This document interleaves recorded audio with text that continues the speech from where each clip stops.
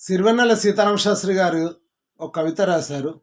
నేను ఇంతకుముందు కూడా వీడియో సూర్యుడి పైన ఆయన రాసిన కవితను చదివి పెట్టాను.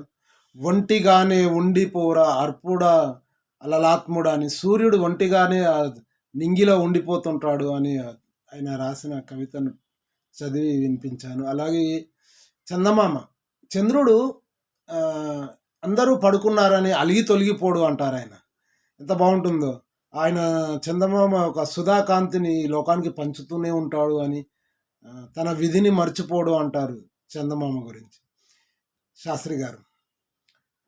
జగాలేలు జాబిల్లి మహా ఒంటివాడు, జగాలేలే జాబిల్లి మహా ఒంటివాడు, తన అన తోడేది సమీపాన లేదు, ఎదను రగులు వేడున్న వెలికి తెలియనీడు, జనులు నిద్రపోతున్న అలిగి తొలగిపోడు, సుధాకాంతి పంచే విధిని మానుకోడు, యథాశక్తి చూపే కలను దాచుకోడు.